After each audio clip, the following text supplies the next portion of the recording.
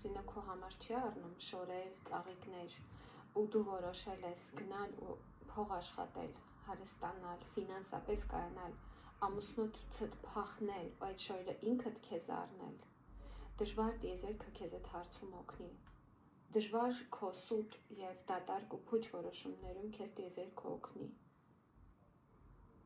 որովհետև դա սխալ որոշում է։ Դու պետք է գնաս ամուսնուդ հետ հարաբերությունների բարձունի, հասկանաս, եթե ինքը գումար ունի, ինչու ինքը քեզ չի առնում այդ շորը,